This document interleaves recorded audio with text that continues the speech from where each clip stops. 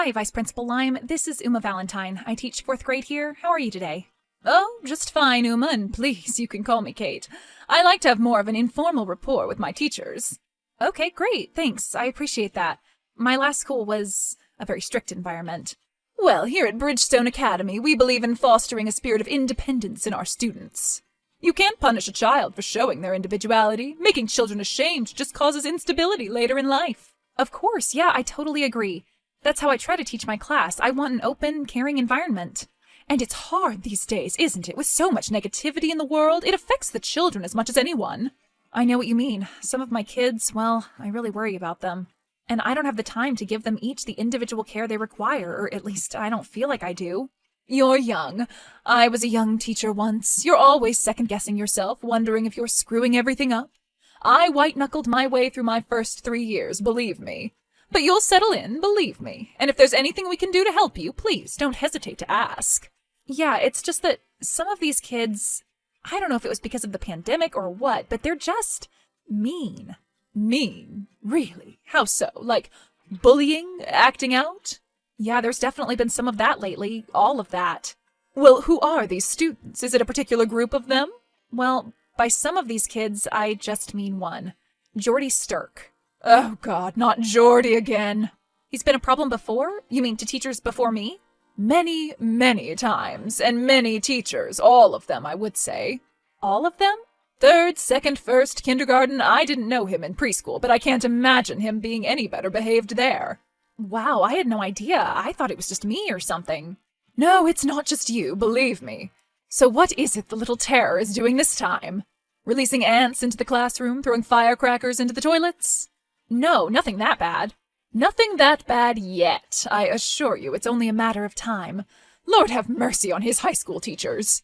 Well, he seems to be bullying the girls a lot more recently. That and a boy with a stutter. Mo Lawson? Yes, that's him. Oh, jeez, and he's such a sweet kid, too. Damn it, Jordy! Well, I'm kind of at the end of my rope with him. He simply does not listen to a word I say. What else can we do? I mean, it's time to talk to the parents. I'm not so sure that's a good idea, Uma. Why not? What do you mean? Well, maybe you aren't aware of who Jordy's parents are? No, I guess I'm not. Who are they? Well, his father, Pib, owns half a dozen car dealerships and a fast food franchise. Did you say Pib? And Ariel is old money. Her great-great-grandfather invented a better pencil sharpener or something. Oh, well, must be nice. It is nice. They have an underground saltwater pool and a beach house in the Keys. That's all very impressive, but what does this have to do about solving the problem of their little monster of a son? Well, the thing is, and I realize how unprofessional and detrimental to our students what I'm about to say is, but... Yes, Kate, I'm not liking the sound of where this is going. But I don't want you to do anything about Jordy. What? Why not? What am I supposed to do? You're just going to have to grin and bear it. But what about the other kids? I'm just supposed to let them be mocked and humiliated by him? Take him aside, correct him, minor things. But we can't become too involved in disciplining little Jordy. But why not? I'm his teacher, you're his vice principal. It's the parents, you see, their money. They are by far our largest benefactors and have been for years. Oh, great. That's just great. I guess money talks, huh? Maybe that should be something we should teach. Perhaps it should, and believe me, I wish it weren't so. But I've seen what can happen when the Stirks are offended by a teacher's actions here. Something happens, like what? What happens? Our percentage of funding is cut by double digits for the fiscal year. That gym it took forever to build? That was because Ariel disagreed with how Jordy's 2nd grade teacher handled him. So they're basically holding us hostage, right? Discipline our spoiled, rotten child and we'll discipline you right back? Essentially, yes, that does seem to be their pattern. Well, that's wonderful. What am I supposed to do about those girls? And Mo? Poor little Mo. I don't know. I don't know how much longer any of us can take. I mean, he's bullying me, too. He is. Bullying his teacher. How so? Last week, he told the entire class I was pregnant, and when I told him I wasn't, he said I must just be getting fat then. He did not. I regret saying it. Look, just do what you can for the time being. I'll see what I can do from my end, okay? Okay, if you say so. I was never prepared for something like this, Kate. No one can be prepared for Jordy Stirk. Hello, Uma. How are you? How are things with little Geordie? Hi, Kate. Same old. Yesterday he tried to flush my phone down the toilet. Thankfully, I caught him just in time. Oh, dear. And the day before, he threw another student's entire lunch out the window. Oh, my. And today, he walked over to the fish tank in the middle of my lesson, yanked out Mr. Smuckers, and swallowed him. Mr. Smuckers? The class goldfish. Oh, my God. I think I'm going to be sick. Yeah, try being there. 3 kids puked, 6 kids cried, 10 laughed, and a few even egged him on. What is going on in this school? I don't know, Kate, you tell me. But certainly nothing is going to change until we get to the source of it. The source? Until we sit down with Ariel and Pebbles. Pib, right. They really ought to make child psychology classes mandatory for education majors. That really is half the job. It's a whole other world here than at home. They're protected there. Here it must seem like the Wild West for some of them. It's all kind of like one big thought experiment, isn't it? Public education, I mean. And the students are like little mice being experimented on? Yeah, maybe something like that. They can be like little rodents. They certainly carry diseases like them. I'm finally used to it. Oh good, your body's finally become immune to the vicious little kitty germs?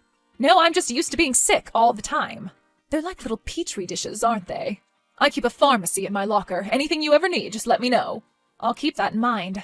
So, Uma, all of this with Geordie, did you ever try taking him aside or anything like we talked about? Well, yes, as a matter of fact. Why? Did you happen to remember what you said to him? I just told him that I expected more from him. And is there a problem? Well, he apparently didn't know what that meant. Oh, okay, well, not surprised. He was looking at me with that blank face he has when he's trying to pay attention. Well, he went home and asked his mother, and she was quite upset by, how should I say, the inclination? What inclination? The inclination that I expected him not to murder the class pet in front of everyone? I suppose the inclination that he was, lacking in some way. It was insulting to her. Well, you're damn right he's lacking. That's the whole point. Nevertheless, Uma, Ariel would like to speak with you. Good, great. Send them in right now. I've got time. Hurry in, Dr. Pibb. She says she only wants to text. She would feel more comfortable that way, for right now, she says. You know, this is highly unusual. Highly frickin' unusual, man. Ma'am. I mean, even in that crazy old school of mine, I never had anything like this. Okay, well, let me explain. Okay, explain away, please, because this isn't conducive to me or my students' learning. I have pressure on me, you see, from Principal Mathis, from the superintendent. Superintendent Bowers is on you about this? Yes, not about you and Geordie, but they're adding another addition next year, or at least planning to. Another one? Now what? An indoor playground with trampolines and stuff. Well, okay, that does sound cool, but still, this is ridiculous, Kate. Would you please just read her text? Do it for Geordie, even if he is a little turd. That's not sweetening the deal. Okay, then, do it for the other kids, for yourself, for me, your boss. Okay, fine, if you're going to put it that way. So listen, there's a few other things we need to go over about new lesson plans. I'm sorry, Kate, I'm going to have to get back with you. I'm on this juice cleanse, and I honestly have been having some stomach issues. Oh, okay then. I'll let you get back to that. Remember, indoor playground. I don't feel right about just letting parents push me and my class around. It's Bridgestone Academy, dear. Get used to it. Hello, this is Uma, my son's teacher with the problem. Oh, I'm not so sure about problem, but yes it is. This is Miss Stirk? Please call me Ariel. I'm glad I had the right number. Seemed like a funny area code. Where is that? Oh, upstate. I went to college there. Private? No, a state school. A really great one, actually. Ah, I see. I'm sure it was. And how did you end up teaching at Bridgestone? Usually they don't accept people so young and female. Did you have to sleep with that principal guy or something? What? No. Ew, that's not how things work here. Oh, I was just kidding. That's a strange thing to joke about. Oh, come on. You know Geordie was right about you. Geordie the 4th grader was right about me? How so? That you've got no sense of humor. You don't know how to have any fun. Just because my idea of having fun isn't the same as a 10-year-old doesn't mean I don't know how to have it. Now, is this any way to talk to a parent of one of your students? One so well-off and potentially generous? Or not so generous? You're right, Ariel. I apologize. Now, what I actually wanted to talk to you about was the incident with our son the other day. I was just trying to encourage him to be better, is all. And be better than what? He can't get any better. No one is better than him. No one. Certainly not you. I don't think I'm better than any of my students or their parents, for that matter. I'm sure that would be a stretch. Okay, I apologize, Miss Stirk. Ariel. I'll just let your boy run amok in my classroom, overturning desks and swallowing goldfish. Would that be okay with you? If you all want us to continue funding your little operation over there, I suggest you leave the discipline to my husband and I. Would Mr. Stirk like to speak with me as well? I'm sure that wouldn't be a bad idea. Oh, Pip doesn't need to speak with you. He's a very busy, important man. I just want what's best for Geordie, just like you and your husband do, Ariel. Well, you certainly don't act like it. Is this how you do what's best for all of your students? If so, I weep for the future. Well, I do, and I want what's best for all of my students, and for my class to succeed, I need a calming, stable environment, and because of your son, we don't have that. And how can you lay all of the blame on him? You're his teacher, after all. I mean, can't you get control of your own classroom? If Pib and I had professors like you at Princeton, we wouldn't be in a position to send our son to Bridgestone, that's for sure. Well, thank you for the vote of confidence, but I'm not a college professor. I'm trying to teach children. And children are sensitive, and your son is bullying and emotionally traumatizing them. And me. Oh, poor you. Being bullied by a fourth grader? What exactly did he say, and what did you do to deserve it? He said I looked pregnant in front of the entire class. Oh, well, aren't you? No, I'm a lesbian. Oh, well, I'm sure when I saw you at the book fair, you looked a little round. Oh my God, yes, I put on a few during the pandemic, but I'm losing it. Not that it's any of your business. I'm on a juice cleanse. A juice cleanse? Oh dear. No, you don't want to do that. If you really want to shed the weight fast, go on the Ariel in college diet. The Ariel in college diet, is that doctor sanctioned? Oh, I'm not sure about that. It's 1 part apples, 1 part cigarettes, 1 part black coffee. You'll be a 0 in a few weeks, I promise. I mean, sure, you'll be starving and uncomfortable all the time. Your breath will be bad and you won't be able to sleep due to the terrible pain. But you'll look great, and hey, my son won't make fun of you anymore. Okay, I think we need to take a different approach to all of this. Look, honey, I really appreciate your trying to care for your classroom and all. And it's cute that you think you know what's best for Geordie. It really is. I never said I knew what was best for him. Oh, well, good. Then maybe you'll shut up and listen for a moment. I am Geordie's mother, not you. Only I have the right to discipline him. I don't care if he's at school or not. So unless he burns the place down, I don't want to be bothered by these petty little incidents anymore. Petty incidents? He tried to flush my phone down the toilet. Well, he's anti-technology. You can't hold that against him. I mean, all you hear these days is kids are addicted to their phones. So what does my son do? He tries to break free from the chains of technology, and you want to punish him for it? Well, then why doesn't he flush his own phone in his own toilet? You can't predict when such a righteous act will be inspired. And the goldfish, was that an inspired act of righteousness? Well, in some cultures, yes. The ceremonial swallowing of the class goldfish is a societal rite. My son was simply paying homage to world culture. He should be rewarded, not punished. In this day and age of division and hate, my son was trying to present a cultural ceremony to his fellow students. And now he's being persecuted for it. I can assure you, I am not trying to persecute Geordie. I just want all of this to stop. You try to discipline my son one more time, girlfriend, and you'll be finished. You understand? Excuse me, I'll be finished? And how are you going to finish me? We can get you fired in a heartbeat if we wanted to, so stay out of it! All right, the point is taken, jeez. Just be smart until the school year's over, and I won't tell Principal Mathis about any of this. They'll get their stupid funding. I feel like I'm dealing with the suburban mafia here or something. Yeah, you should think of it like that, actually. That's pretty good. I like that. I'm going to have to tell Pib that one. So how am I supposed to relate to him, though? What do you mean, relate? Why would you need to relate to him? Well, like, say if something happens, something non-discipline related, and I need to take him aside to tell him something. What if he takes it wrong, misconstrues it, and you get the impression I was somehow disciplining him again when I wasn't? Well, I suppose you should always have a witness then, now, shouldn't you? Okay, fine, Ariel. Thank you very much, but I need to go use the restroom. It's the juice cleanse, I'm telling you, doll. Apples, cigarettes, and black coffee. Well, I'll be sure to stop by the Quick Mart on my way home for my dinner then. Hello, Uma. How are things going this week? Oh, fine, Kate. What about you? Well, you know. Holding down the fort. A lot of stuff going on with the break coming and all. Sure, of course. I've been pretty swamped myself, but we're getting through it. So, has everything been going okay with the little tumor? The little terror? Oh, right. Yes. Terror. Either certainly applies. I haven't heard from his mother recently. Well, I have, but not about you at least, which is rather unusual. In fact, I'm beginning to worry if she's all right. Well, I can tell you right now she isn't all right, and she never will be.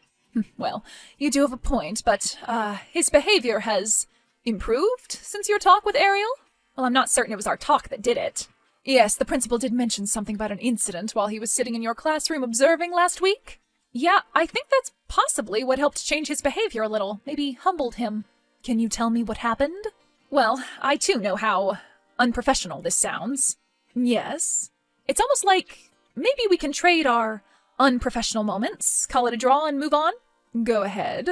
It was a surprise observation, like you said. I was giving my lesson, and I'd sat my troublemakers up front that day.